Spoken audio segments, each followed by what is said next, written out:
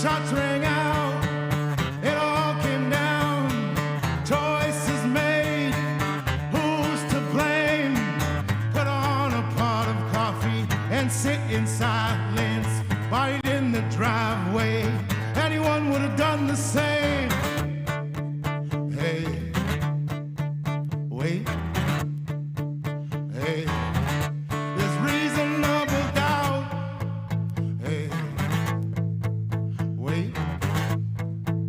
Hey, there's reasonable doubt. Some days don't go as planned. You lose your right hand. The bullet's hanging there. Was only meant to scare. There's magic in the air. Nobody to blame. You would have done the same. Was this the only way? Hey, wait. Hey, there's reasonable doubt. Hey, wait. Hey, there's reasonable doubt. Was it unlawful? Was there a trigger pull? Was it just a bad day? Are we caught in old hate? A spark and then a flame. Maybe we're all to blame. Things change but stay the same. There's reasonable doubt. Round of applause for Lancelot Knight. Lancelot Knight.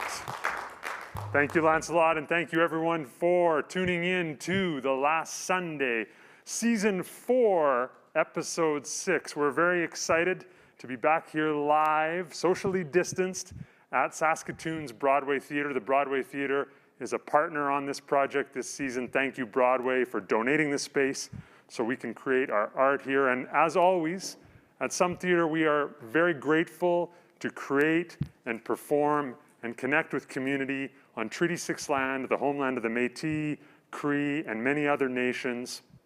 And to us, land acknowledgements aren't just something that are said at the beginning of our event. We try to live them through our relationships with our art and artists and our community.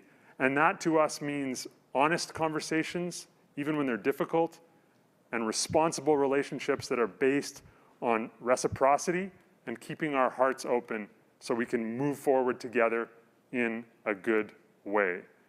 Of course, part of The Last Sunday, if you haven't joined us before, is connecting with other people and other artists around our province. And today, as we have all this season, thanks to 5x5, we have a live stream connection to Swift Current, North Battleford, Prince Albert, and Regina. And we like to begin our program, before we get into the art that's made in response to current events of the month, with some check-ins with those communities, just so we actually develop relationships with art and theater around the province. So let's start off this month with Gordon in Swift Current. Gordon, are you there? I'm here. It's great to be here. Thanks, Joel. Thanks, Gordon. It's great to have you. As always, last month we talked a little bit about the art that the Lyric Theatre is creating, even in these times, and we gave a little assignment. What about some current local events, local news? What's going on in Swift Current this month? Well, something that may not appear high on people's radar, in our community, we've just gone, I'm going to call it digital, regarding City Hall in terms of all of our taxes, etc. It's a new thing for the city. They're obviously trying to get rid of more paper, and it's a good thing. So that's combined with all the other digital things that are happening in the community. And the big thing right now is that we are finally getting vaccines. We were one of the communities that were not left out, but last on the list, because we were fortunate we had some of the fewest number of people getting sick with it. So that meant that we didn't get the vaccines along with other people at the same time, but we have them now and things are starting to get underway. So we're all really happy about that, and really wish the best for everybody in the province in terms of getting vaccines finally for COVID. Thanks for that, Gordon, and we're really glad to hear that the vaccines are rolling out in Swift Current, so take care down there, and hopefully you'll all be vaccinated very soon. Hope is on the horizon. And now let's go to Prince Albert. We have our partners at Spark Theatre in Prince Albert. Hello, Prince Albert, how are you today? Good, how are you, Joel? Doing really well. We just heard that you had a fabulous production of The Drowning Girls. Tell us a little bit about how that went. Crowds for in-person shows and really good attendance on the live stream. It was our first time doing shows in masks while soaking wet. And it was great. Honestly, we were all just so grateful to be on stage in front of an appreciative audience doing what we love to do. It's wonderful to hear. You chose a doozy of a show to be wearing masks in bathtubs, in masks. You bit off a big challenge, and we're proud of you for following through on it. Thank you. Can you tell us a little bit about any local news in Prince Albert? What's happening hyper-local? You, in addition to being our partnering theater company, you're also our PA correspondents. Tell us about the local news going on in Prince Albert this month. Oh, geez, what is going on? All we've been focusing on is the play. Other things happen other than theater? I don't know. No, the vaccines are going on here as well. So we're happy to see that. And the snow melted, and then we got snowed on again. And there's more coming. Living in Saskatchewan is a constant weather report. It's like summer today and winter tomorrow, but I'm glad you're out of the bathtubs in any case. Thank you. We feel like every time we do a show in March, we get a big winter storm, so maybe it's our fault. I don't know. We'll blame it on you for now. Okay. Great to have you with us, as always, Spark Theatre. We'll go now to the Battlefords community players who usually join us from Donna Chalice's well-artfully directed house, but looks like you're at the theatre today in the Battlefords. Thank you. We're at our clubhouse tonight. We're glad to have you here. We're working on a production, and I guess the other things that we're concerned about in our community right now, obviously, is the vaccinations, but they seem to be going along quite well. Yes. And then not the provincial government that does dumb things like pull the funding for our Lighthouse, which is our shelter for homeless people in a very large area around our community. So a little frustrated with that. The community players actually got involved in some fundraising that's going on. So we're continuing just to push to keep ourselves and the community vibrant as we all fight off this virus.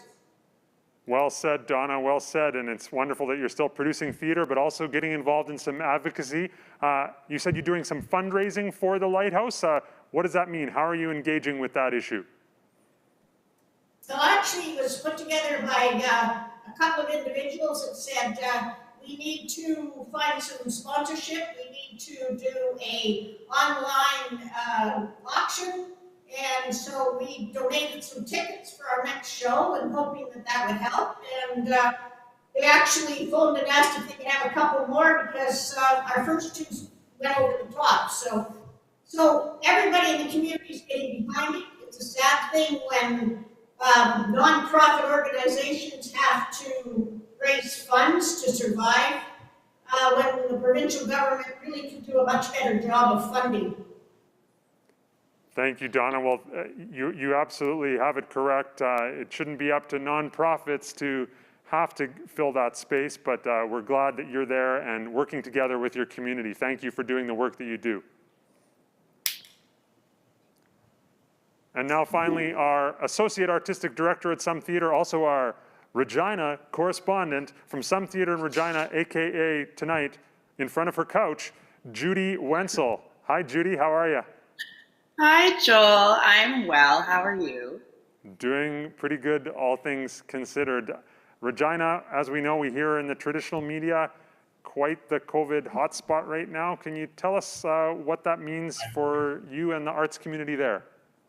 Yeah, it is indeed a hot spot currently. There was 248 new cases reported just today. So we're fully in lockdown pretty much here in Regina.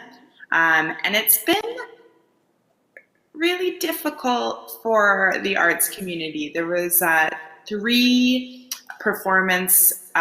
theatrical performative events that were slated to happen right in this pocket. One was the TikTok 10 Festival, which is a short performance festival that was going to be filming new works live in the next few weeks and then streaming those online for the public. But because of the public health order that has asked that public art events close, they're unable to do that filming. Globe Theatre had a project that was scheduled for yesterday called Through the Looking Glass. That was a mix of theatrical performances and experiments and performative actions that were going to be taking place in unoccupied downtown storefronts, and where audience would travel outdoors from window to window to engage with the works. And that, of course, has been postponed. And then there's Some Theatre's project, Through the Window, that is vibrantly and successfully happening in Saskatoon right now. It was scheduled to come down to Regina next weekend, and it has also been postponed. A lot of the postponements in the forecast there. Yeah, thanks for that update, Judy. And we're thinking of you, of course. We hope things get better in Regina soon. We want to bring that show that you mentioned, Through the Window to Regina. We will bring that show to Regina. For those that are interested in learning a little bit more about that show Judy mentioned, you can look in the chat. Mac is monitoring the chat, and he's going to drop an article from the Saskatoon Star-Phoenix that has some great photos.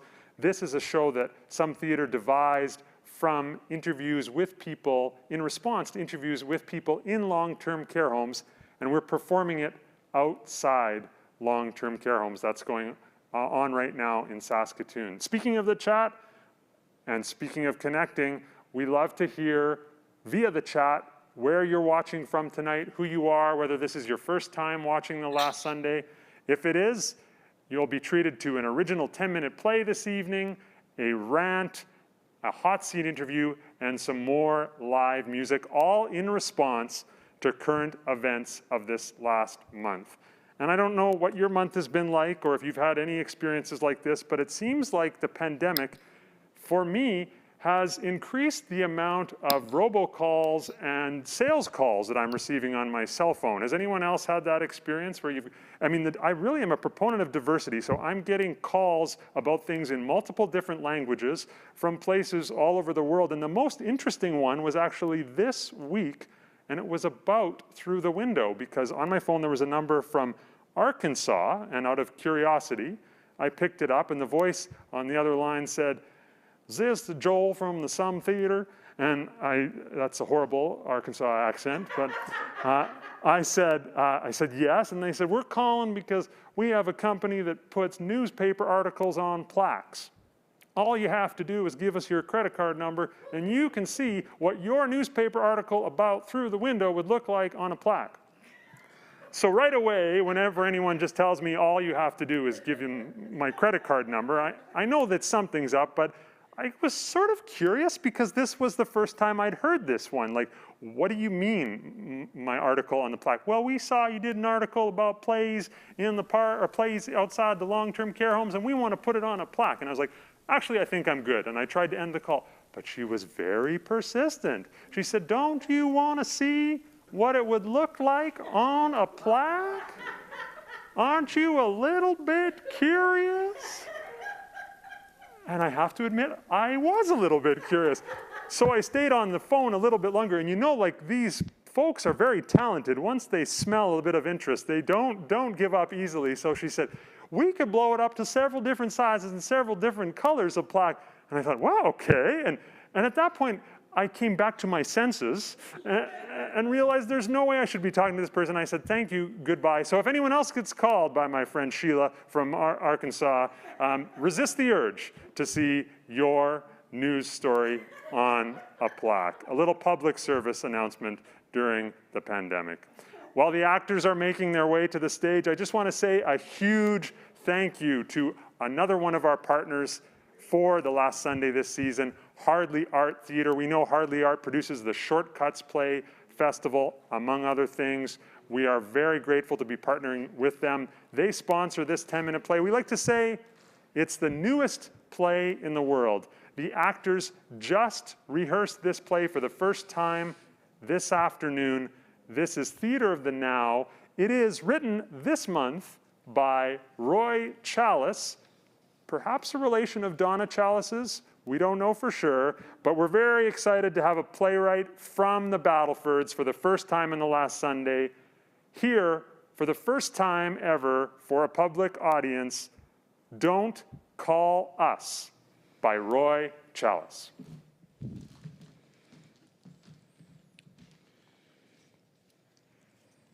I'm a 78-year-old diabetic with chronic kidney disease, and the newspaper article said I should phone for an appointment. What do you mean? You don't know or you won't say? You don't have that information. But you are the Population Services Directory, aren't you?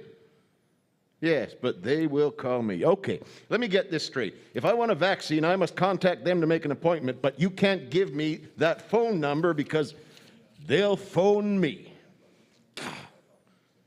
Don't call us, we'll call you. Another government-sponsored catch-22. The news release said that you have to phone to make an appointment. Of course. How could it not be? What are you two talking about? Politics. Of course. Politics, religion, or sex. You know, my grandfather used to say those were the three topics that weren't to be discussed at the dinner table. We're not at a dinner table. Now, with you two, it wouldn't make much difference. It's all you talk about. We talk about politics and religion much less these days. Of course. Sex is more interesting. And we have more experience with it, so we can be more conversant. But the truth is, we were talking about Switzerland. Switzerland? Edmonton to Zurich, Air Canada, $1,024. You're going to travel when essential travel is discouraged? We need to test negative to get on the plane, and then we quarantine when we get there. We intend to spend 2 weeks there anyways. And when you return, 3 days in an Edmonton hotel, no shopping at the West Edmonton Mall, stuck in a hotel at $300 a night. It would have to be Calgary, I think. Okay, you two, before there's a squabble. It didn't sound like you were able to get an appointment. No. They had finally delivered to the North Battleford area the batch for level 2 or phase 2, whatever they're calling it.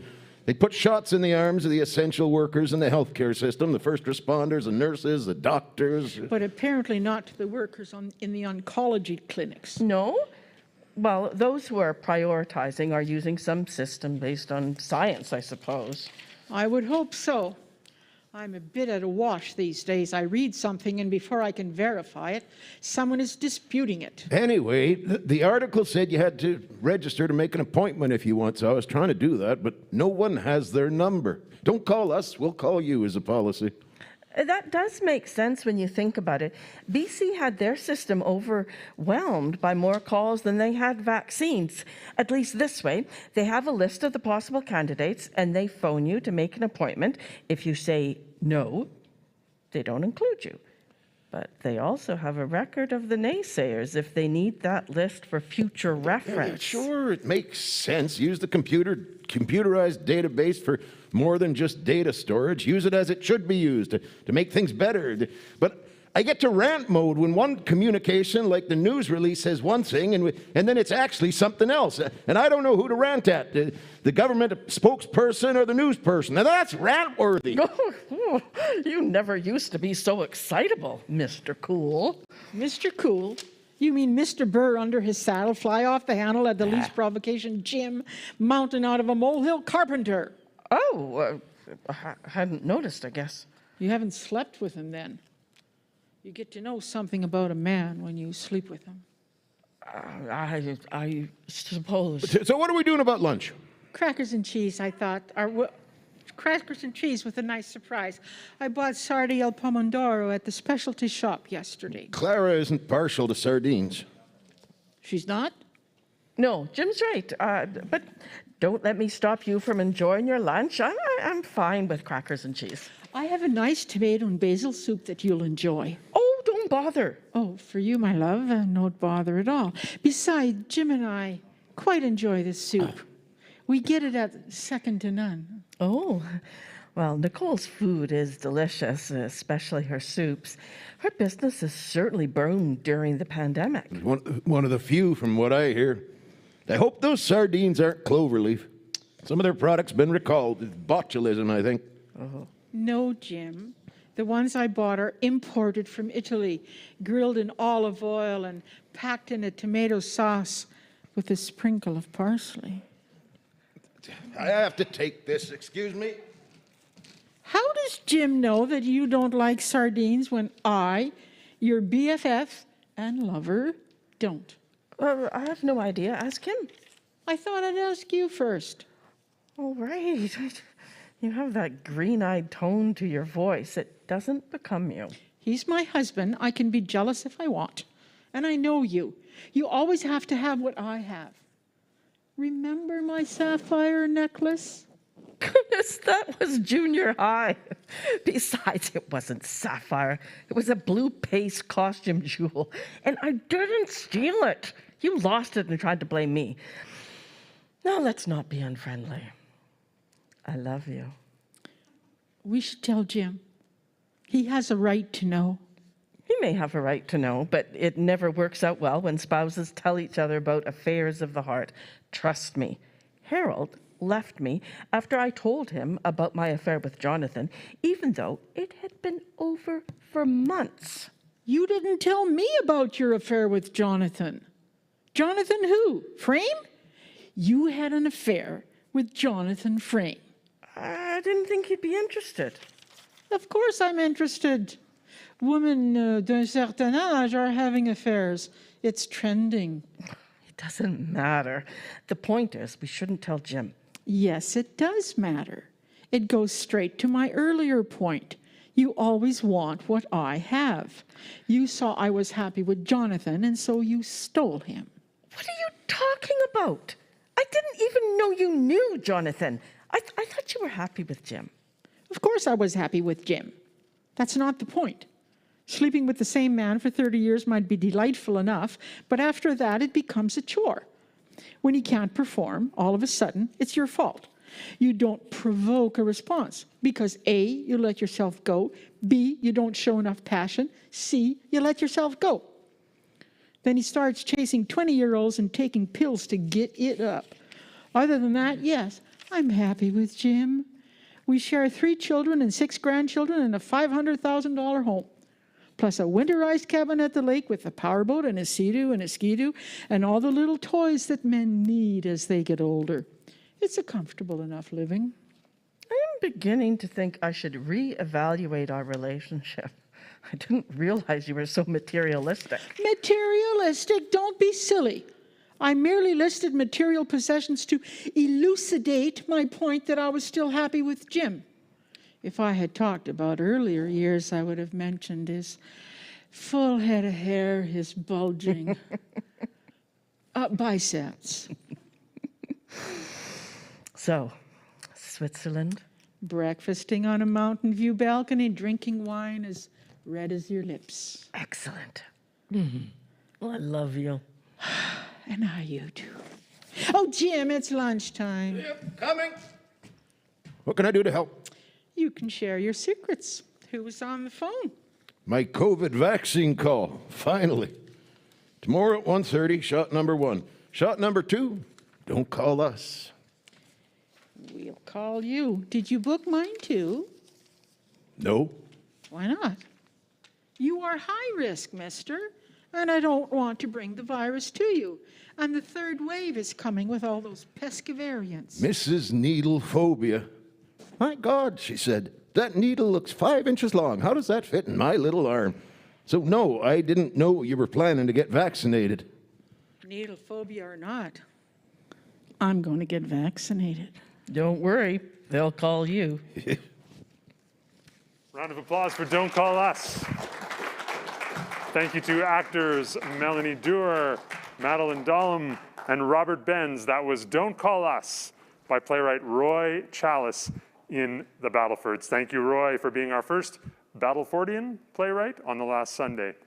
Before we bring out Lancelot Knight for another tune, A huge thank you to our funders. Some Theatre could not do the work we do without the support of the Canada Council for the Arts, SaskArts, and the City of Saskatoon. And this season, a very, very special patron, Dr. David Edney, through the Dr. David Edney Theatre Fund, has sponsored the live streaming of The Last Sunday.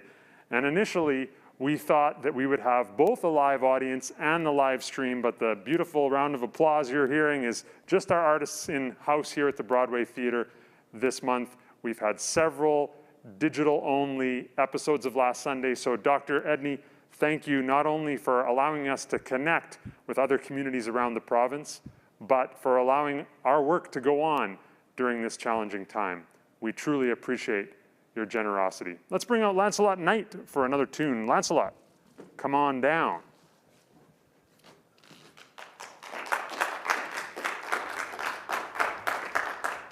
Thank you, Lancelot, for being here tonight. Could you tell us a little bit about the songs you've chosen? So it's good to be here. Thank you for asking me to be here. I chose Reasonable Doubt from the play Reasonable Doubt that we co-created because there's recently in the news it came out that the RCMP was caught destroying records of transcripts of that night and how they handled the situation. This is not a new thing. It's never been a new thing. And that's something we have to remember. So I chose that song to play for the Thank first you. one. You opened it up with Reasonable Doubt. Yes, a play that I know well. I co-created with Lancelot Knight and our company dramaturge at Some Theatre, Yvette Nolan.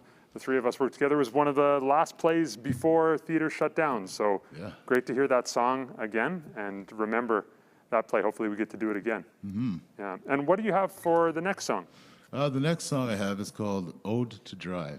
Right now, during this isolation and the pandemic, there are people like struggling with their mental health issues. I know mine has gone through the ringer a little bit, but Yeah. you got to keep positive and remind yourself that these are just thoughts, And there's been a lot of opioid crisis too, and Yeah. addiction is at an all-time high, and so I just thought I'd write about it. Before we hear that song, tell me a little bit more about how you stay positive. I think that's important words for everyone to hear. Well, time always moves, and it'll keep moving with or without you. So remember that. And I've been walking, both legs. So just remember that right now is just a phase, and it will pass. Everything passes, and everything moves on. And just to remember that, and although it might feel like it's going to be forever, there's always an end to something. There's always the beginning and an end. So take time to look at yourself and maybe work on something or work. There's a beginning and there's always an end. And right now, there's a middle song from Lancelot Knight. The Ode to Dry.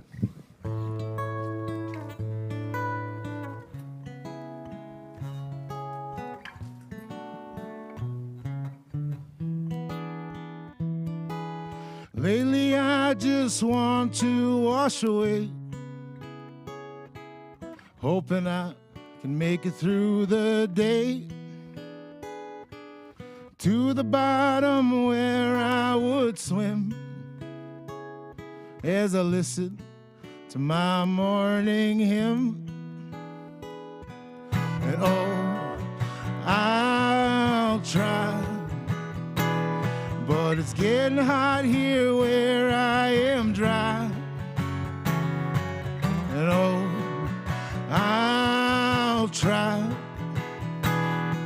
and maybe I will make it out alive.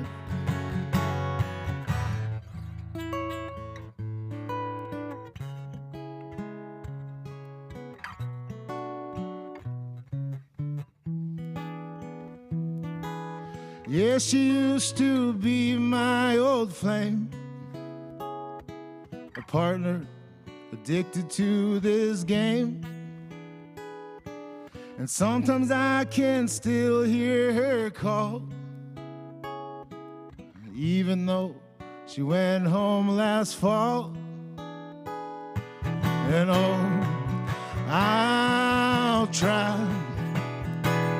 But it's getting hot here where I am dry. And oh, I'll try. And maybe I will make it out alive. 'Cause I burnt all my bridges with a smile. And nobody's talked to me for a while. And all that I have is me by my side. Nowhere to run, nowhere to hide. And all that I have is me by my side. Nowhere to run, nowhere to hide. And I am my own enemy, a tree stripped of bark. And I've lost all my memories to these streets so dark. And all that I have is painted in dread. And I'm shaking off a piece of me, gripping to this bed. And no one ever said it would be this hard. Lancelot Knight.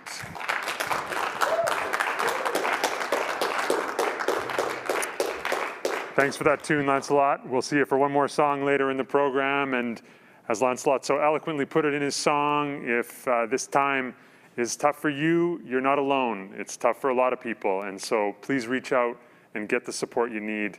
We don't want anyone suffering more than they need to be during any time, but especially not during a challenging time like this. We're thinking of you, and we're feeling for you.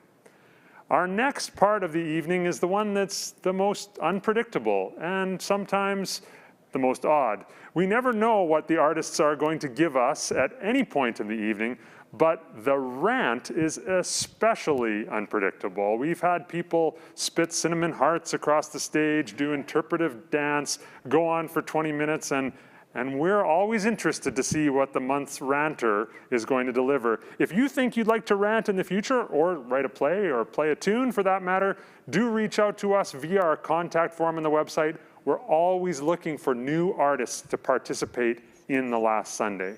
But without further ado, coming to us tonight from Little Pine First Nation, she's a mother, a spoken word artist. I'm on right now. I'm on it.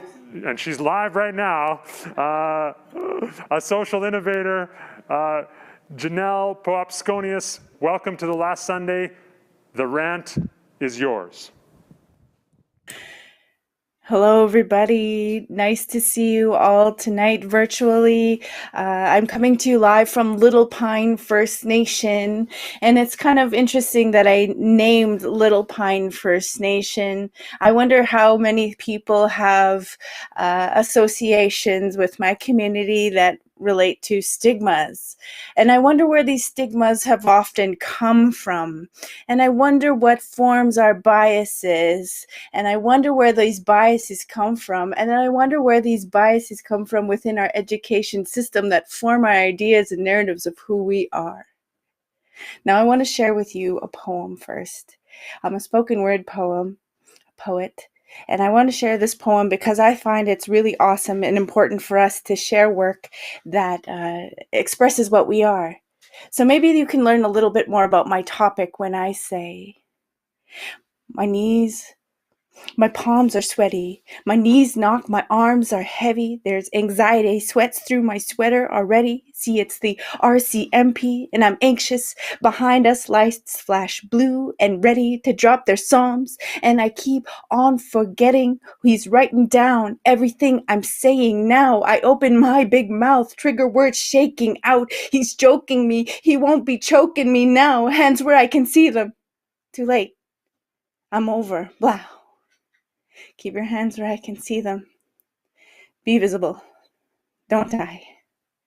And that poem is a reality with a lot of Indigenous folks and Black folks and peoples of color within these territories. Because the RCMP have not always been our friend. Sometimes they've been the enemy.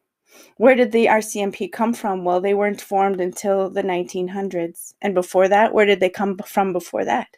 Well, they were the Northwest Mountain Police. When were the Northwest Mounted Police formed? Well, approximately 1873. Now, what are some of the stories that you hear about the RCMP and the Northwest Mounted Police? You see big pants, you see bullet head in their hat, you see big sterling horse, you see red. And for me, when I see those images, I see the story of treaty. I see the story of the formation of these lands, and although treaty has been a very beautiful process, how they came to be was under coercion a lot of times, a starvation a lot of times. And that means that the RCMP, the Northwest Mounted Police, at that time were formed to help put my people, Indigenous peoples, into what is now known as reserves. A lot of times we have these pulling definitions of the Trail of Tears. Well, we didn't have our Trail of Tears because they were everywhere. There were not trails, there were paths everywhere.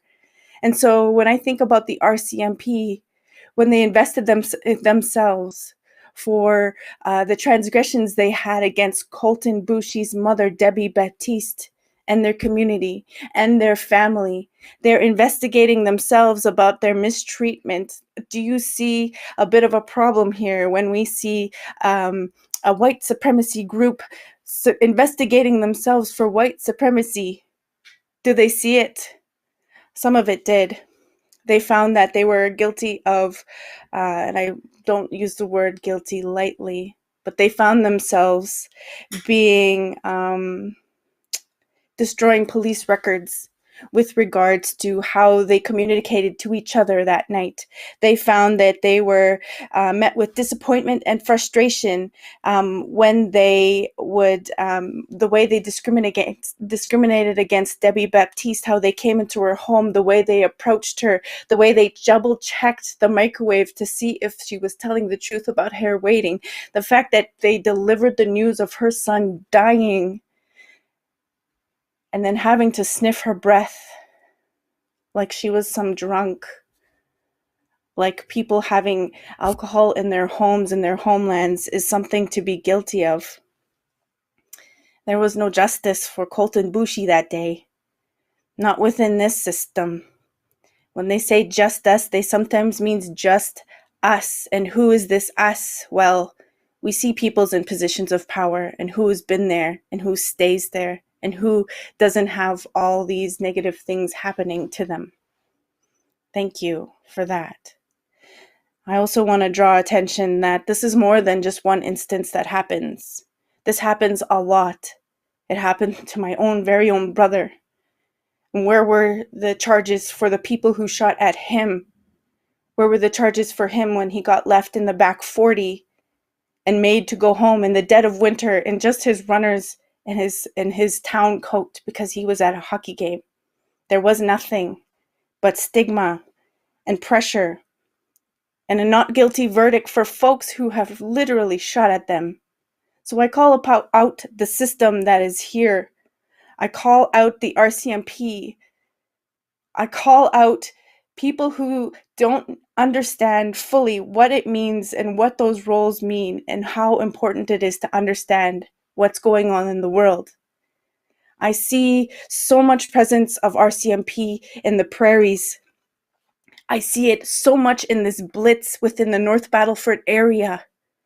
I feel the pressure when I see the cops behind me. I didn't do anything wrong. I am doing something legal. I am sober. But the anxiety runs deep within our blood. And it's in sometimes our blood memories. So there's a huge gap, this huge distrust, this huge need for repair. Not more for more budgets. There needs to be more harm reduction. And so I thank you for listening to my rant about the RCMP, about Colton Boushie, about oppressive systems investigating themselves for oppression. And thanks so much for this opportunity to rant, because I will anytime I can. Thank you. Thank you, Janelle. Live from Little Pine, thank you very much, Janelle, for sharing those words straight from your heart. We greatly appreciate it. Thank you. Join us again. Again, if you have a rant, or even if you want to rant in the chat tonight, Type something in there. Let us know what you're thinking and feeling about. Good art, we hope, helps us move a little further down our path of engaging with, of thinking about, and of feeling about the world around us. Speaking of which, one more tune from Lancelot Knight. Lancelot, come on down. I don't really have a title for this song, but this is called Change is Coming. As these vaccines roll out, there is an end to this.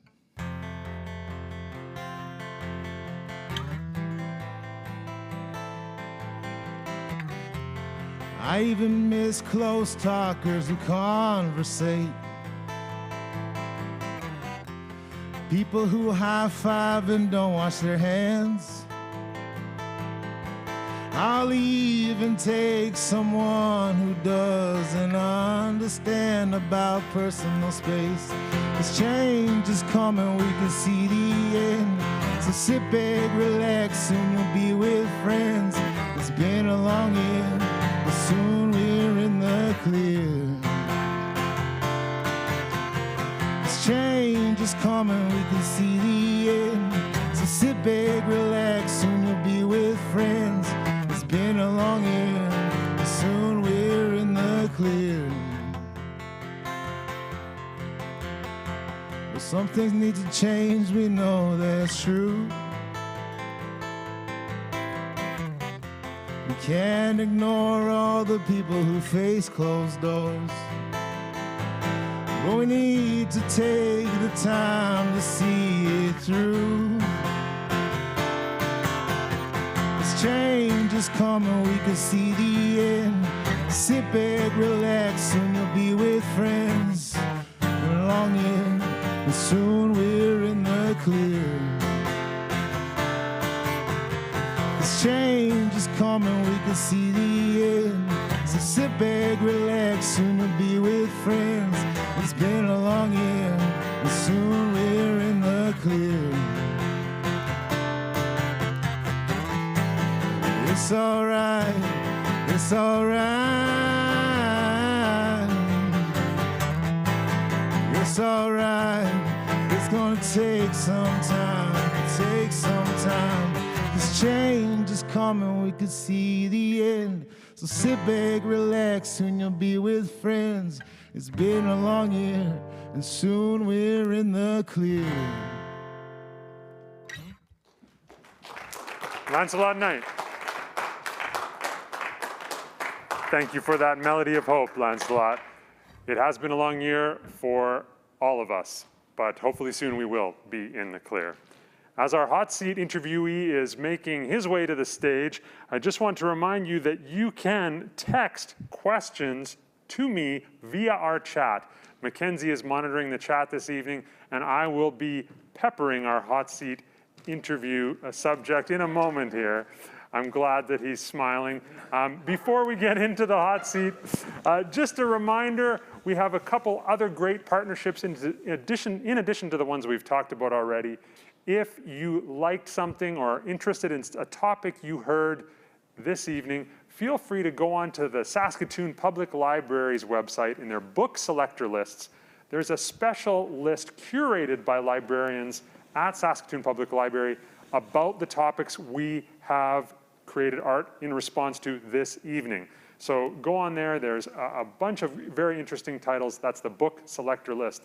And if you want to recommend The Last Sunday to a friend, you can always do that and encourage them to join again live next month. But you can also listen to our podcast, wherever you get your podcasts, or go to our YouTube channel and watch the whole thing again, immediately after we're done, if you so choose. That's your prerogative. But now it's time for our hot seat interview. I'm grateful to be joined this evening by Chief Troy Cooper from Saskatoon Police Service. Round of applause for Chief Cooper. Chief Cooper, we've already got some questions coming in, but we'll leave those for a sec. Sure. First of all, I want to say thank you so much for taking time out of your schedule to join us. Yeah, it's my pleasure to join Janelle and Lancelot and the racy play. I didn't know it was going to be so racy, but it's my pleasure to be here tonight. You're okay with racy? Yeah. Yeah, I guess we didn't cross any lines there, but The chief says no lines were crossed, actors. Good. Yeah. Before we get into the questions from our participants out there in cyberspace, I always like to get to know our interview subjects a little. And you know, when you were a kid, like 5, 6, 7 years old, were you like, Mom, Dad, I want to be the chief of police? No, I grew up in a sort of a remote area. We didn't see, we had the RCMP and we didn't often encounter them. So policing wasn't something that seemed like a choice. Most of the grown men worked in the mill or in the bush, driving truck, that sort of thing. And so my dad was an electrician. Okay. So and my grandfather was as well. So I assumed that would be my lot in life.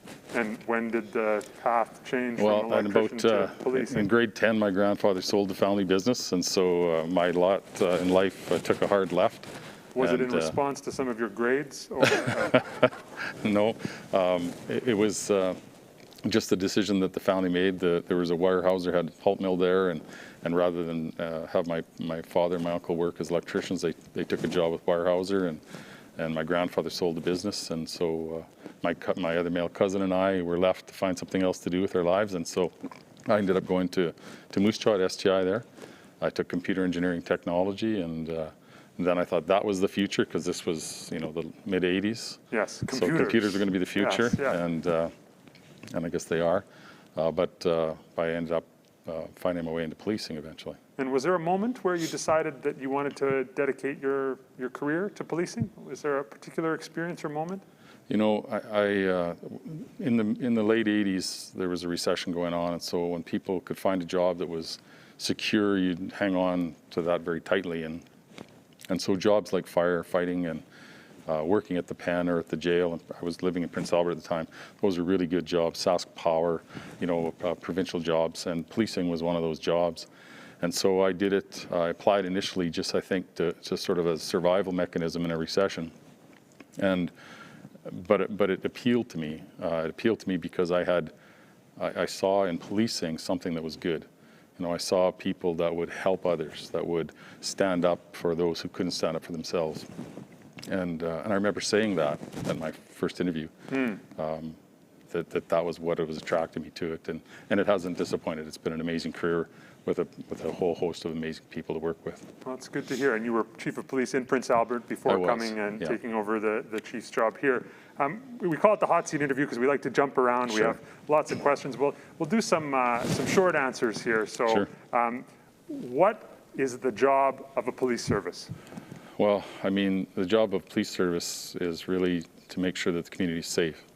That's, you know, I take an oath actually that says that I'll do my best to make sure the community is safe.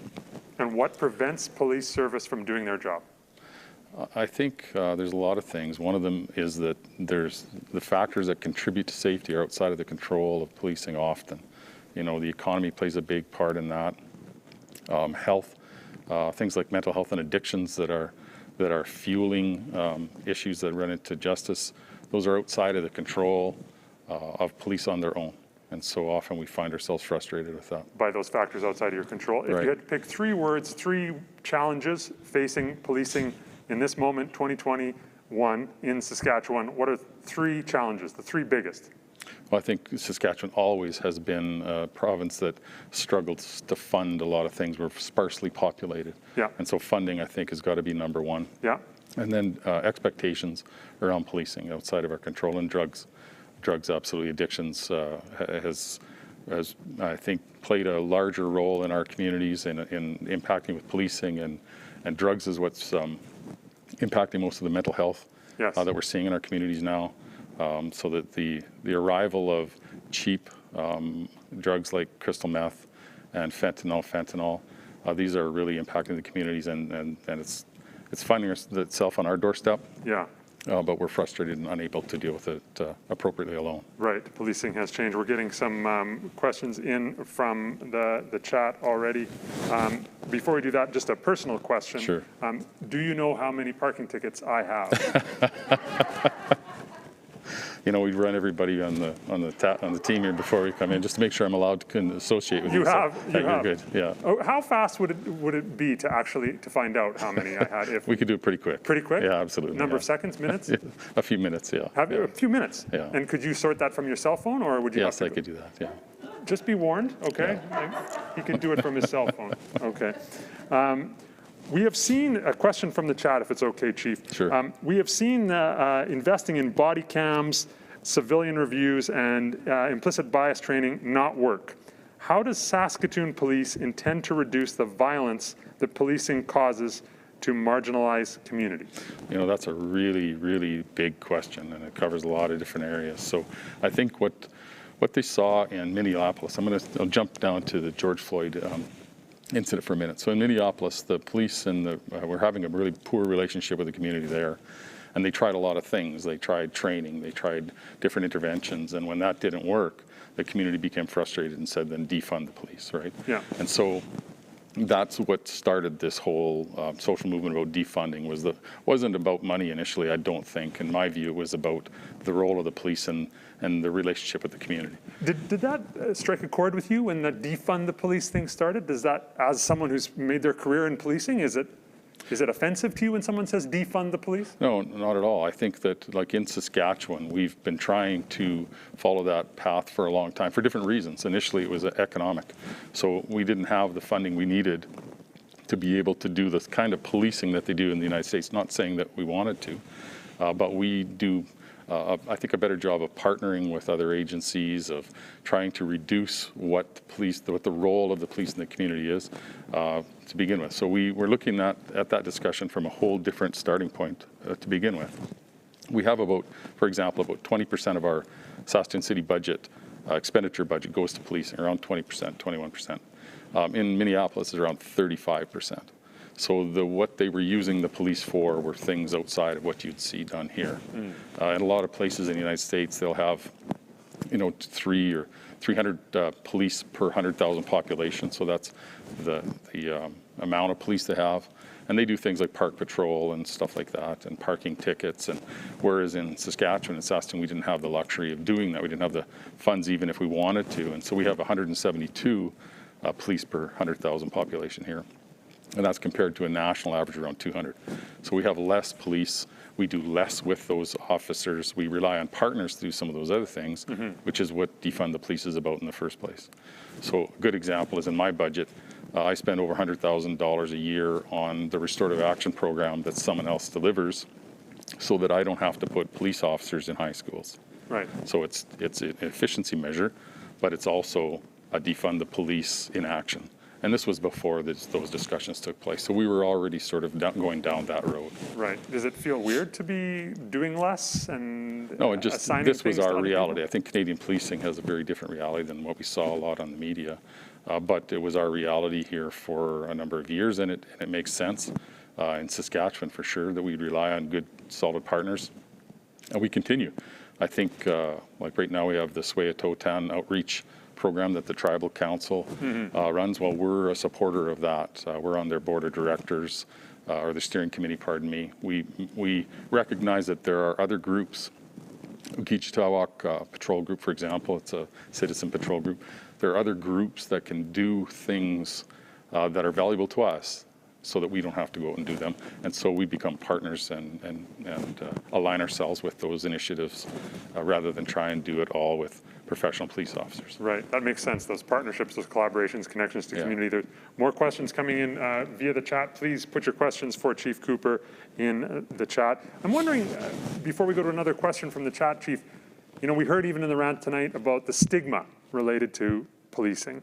Now, the Saskatoon Police Force isn't the RCMP, so I'm not asking you to provide a specific comment, but in addition to these partnerships that you talked about, how do you deal with the stigma?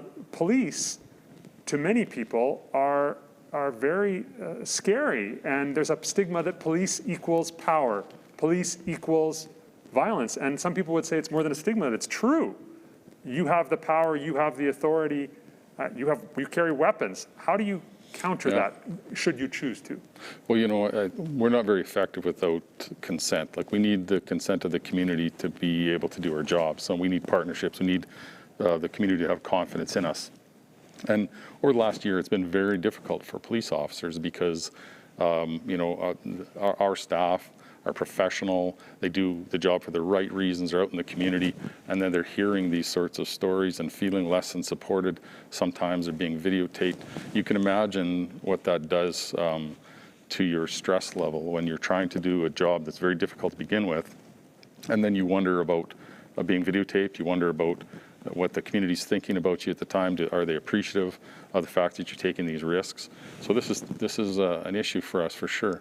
But what we do about stigma, I think, is we do our best to realize this is a relationship, and relationships take work. Like we need to make sure that everything we do in the community is transparent, that we have good engagement, that what we're doing is what the community wants us to do. Yes. You know, so you'll see some programs, for example, our alternative response officers, they're unarmed police officers are going to be in the community. You know, this was a direct result of what we're being asked to do, what we're hearing across Canada that the community would like to see. And so by doing these sorts of things, we think we can maintain that community trust that we so critically need. I like the way you talk about relationship. The other thing, of course, we've heard tonight throughout the program, and that's very prominent in the traditional media, and we like to go a little deeper here than the traditional media, is systematic racism. Some people refer to it as the other pandemic, except unlike COVID, this has been going on for a long time. Right.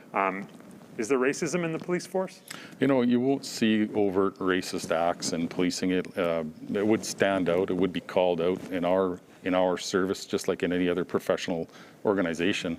But we know that there is systemic inequalities in every public institution, including justice, including the police service.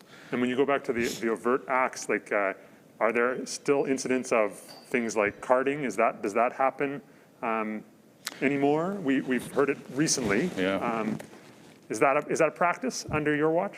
No, so the provincial government here, about, I don't know, probably 3 or 4 years ago now, could see some of the discomfort, I think, with what you refer to as carding happening in other provinces. And so they wanted to, I think, get ahead of that and develop a policy that wouldn't infringe on people's human rights if we were going to have those sorts of interactions. And carding describes, I guess it required a definition. First of all, people think of different things when you talk about that. And so the province came up with a definition and said, okay, if you're going to do this, here's the rules. And so we've just seen that now for about 1.5 years. So that we can actually look at it and see, are the police officers who are doing this infringing on anybody's rights or not? Is there value in it to begin with?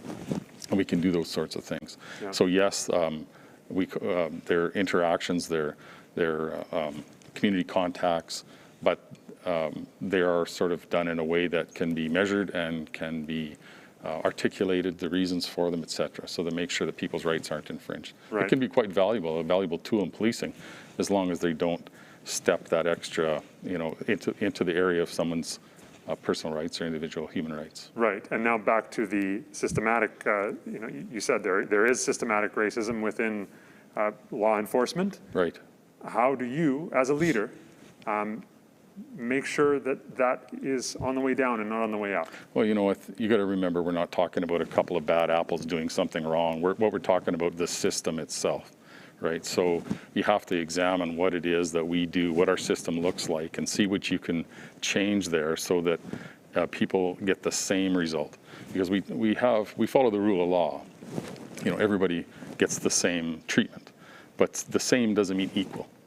And so it's important for us to look through our policies and our practices to make sure that people get equal treatment, not just the same treatment. And when you're someone who's marginalized, someone who has maybe missed some of the supports in life, what looks like the same isn't going to be equal to you. And so we've got we're hiring a person full-time that their job will be to go through our policies and our practices to make sure that there's equality there, with that equality lens in place. Because there are things that we could do. I think of something as simple as maximizing the use of alternative measures, diverting people from justice when they can. Those sorts of things can occur within our system that will make it better, that will sort of do our best, I think, to address systemic racism or systemic inequality. Thank you. One more question from the chat, Chief. When responding to a situation happening in front of you, domestic violence is the example given, calling 911 doesn't always feel like the correct response, considering the bias that is sometimes present in police. This is overlap with the last question, sure. But how are you working to change that, to make that person responding to a situation happening right in front of them feel more comfortable calling 911? Yeah, I think what you're going to see, certainly in Saskatoon, but across Canada, you'll see us instead of defunding, we're defining the police and recognizing that when you call 911, it doesn't have to be the same response every time. I mentioned our alternative response officers, but we also have police and crisis teams, for example. So if the call comes in and it's a mental health or addictions call and it's not a call about violence, it might be more appropriate to send an addictions worker or a mobile crisis or Swea-Totan outreach group. And that's the kind of thing we're working on, making sure that we define our role in the community so that it fits what the problem was in the first place. The response should fit that problem, and you'll see more of that, I think, occurring over the coming years. Mm-hmm. You talked about it's not a matter of a few bad apples, but another question from the chat. How are officers held accountable to their decisions? I mean, yes, it is. No one will debate that policing is not a high-stress job. Right. But what's the accountability check for your officers? Well, so in Saskatchewan, we have the Police Act, and it's got a discipline code attached to it. So even if an officer doesn't break a criminal law, we have our own statute law inside that has expectations, and I'm responsible for holding those officers accountable. And there's, of course, a whole code that they have to follow. What we have been doing also as chiefs of police is lobbying and working with our partners in government to have an independent oversight body. So when something very serious occurs, it's not a matter of the police, as Janelle mentioned, the police investigating the police, that we would have someone at arm's length doing those investigations so that there is added transparency. And that's something you'll see, I think, roll out here. We've been working with our partners in government to make that happen, because I think we need the community to feel confident when they have those sorts of concerns. You mentioned the opioid crisis off the top when I asked you to give the 3 big challenges for policing. We've heard earlier in this season, we had Jason from Prairie Harm Reduction on in this hot seat interview as well. Could you talk a little bit more about the impact of opioids on your work? So, I mean, initially, I guess traditionally, you would think of police as their role in addictions is to be the enforcement body, and we are. That is our role. But if that's all there is, you're going to be completely ineffective. So we need to have a sort of a broader strategy, something that looks at drugs in our community from a harm reduction perspective, from a treatment perspective, from education perspective, from information sharing perspective. And we've been working with the Deputy Minister of Health and other police leaders in the community, our own Minister in Corrections Policing, to make sure that we've all got a role to play. We all know what each other's roles are, and that we can come to a community and say, okay, the police are going to be doing this, harm reduction is going to be doing this, education, treatment are doing these things. Because without one of those pillars, it all sorts of falls apart. So from a police perspective, I have to know the other players, know what their roles are, and support them. So I have to support harm reduction. And in fact, our officers carrying naloxone on their belt, they participate in harm reduction every day. So what harm reduction looks like here is up to the public and the community to decide. But it's important to me that there is harm reduction. It's important to me that there's treatment and education as well. Yeah, absolutely. We had some naloxone training for our company members. So reach out to Prairie Harm Reduction if you or your organization is interested in being trained in naloxone. Back to, we have a few final minutes here. Back to one of those other questions from the traditional media. We talked about racism. We've seen recently Department of National Defense, sexual misconduct allegations abound. Now, you are not the Department of National Defense, just like you're not the RCMP. Right. But you're working in an area of law enforcement where there is a power dynamic. Is there sexism in policing? So, I think traditionally police was a non-traditional role for women, for sure. We have only had... Yes or no? Is there? Absolutely. Absolutely there is. Yes. But I think what we've seen is, and I think policing particularly maybe, has taken big strides in that way because we recognize the value that gender diversity brings. And not just because it's recognition that diversity is important, but because it has real value. We have really complicated issues to deal with, social issues, and the more lenses we can have, the more different backgrounds and experiences that we can bring in to look at those challenges, the more successful we're going to be. And I think once we recognize how important it is to have that diversity and you get to a level where you've got it in administration, you've got women working in management, senior management, and on the front line, then they can feel more supported. And I know support is certainly subjective, but I think we do a pretty good job there, doing things like supporting women in policing organization, doing a glass ceiling survey, these sorts of things to make sure that they know they have a voice. And also you'll see a provincial structure built now for harassment complaints. The Public Complaints Commission, an arm's length, again, independent review body. When there is a harassment complaint, someone else will take a look at that and be able to handle that. So there's some confidence in the system, but we do a great job, I think, in Saskatoon. We've got 204 women working there. 1 in 4 frontline officers is female. Yeah. We've got women in, as I mentioned, in the executive and management. So I think as a police service, that's a real success story for us. Thank you. The last few questions from the chat, Chief. How often do you need to deploy the police aircraft? So the aircraft works whenever weather permits. It works day and night. We've got different pilots that come on and off. We also use it for when the RCMP or other police services need an aircraft, they'll contact us and we contract it out to them. So that aircraft has been an amazing tool. It's up in the air whenever the weather permits? Yes. How often do you go up in it? I've been up once. Yeah. I'm scared of heights, but I have been up once. But the view and the technology it's not just the airplane, it's the technology that's within that airplane. Being able to see what's happening when there's a call reduces the need for police to attend often. Yes. It reduces certainly the need for police officers to exceed speed limits on evade police calls, which makes the public a lot safer, makes our officers safer, makes the subjects safer. So, it's been an amazing tool, absolutely, and it's one of a real gem, I think, for the Saskatoon Police Service. Does it have a nickname? You know what? They've got a little bird on the side. I'm sure the pilots will have a nickname for it for sure. But we just call it ASU, Air Support Unit. Yeah. Okay, or the little bird. The little bird. Yeah. Last question from the chat. How do you see the police service 5 to 10 years from now? What's going to be different in 10 years about policing from the way it is now? I think you'll see more what we call menued or tiered policing. So right now we have professional police officers. By this summer we'll have professional police officers and alternative response officers. And I think you'll see more of that tiering taking place as we develop our role in the community. And I think you'll also see far more partnerships.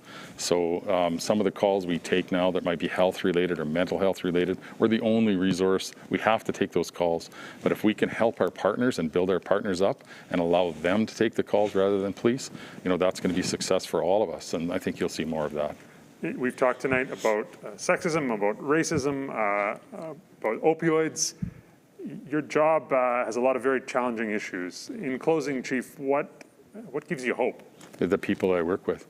Like, I work with heroes every day, and every 12 hours I read the calls they've gone to, and I see the amazing things that they do. The staff we have at Saskatoon Police Service are just, they're just incredible, and that's why I'm there. And it gives me hope to know that if there's a challenge in the community, we got the right people to tackle that challenge. Thanks, Chief, for being here and doing the work pleasure. you do. Appreciate it. Thank Chief Troy Cooper. Thanks, Chief, and thanks to all of you for joining us this evening. We really appreciate the online community that we've shifted to this year with The Last Sunday. We have 2 more episodes, so make sure for these final episodes that you reach out to friends or family who you think might want to engage with us. And I would be remiss if I didn't say that if you need a hug, we can't give you a real one, but we can give you a few bunnies hugging on a bunny hug. We have some sizes left available through our website. A lot of youth sizes are going fast, so if you have a little person in your life that would like a bunny hug of any age, please check out sometheater.com. Last but not least, if you don't want a bunny hug, we encourage you to make a monthly donation to help us bring art for free to the community. Wherever you are, whoever you are, thanks for joining us tonight. We hope to see you next month for the next Last Sunday. We are Some Theater. You're so great.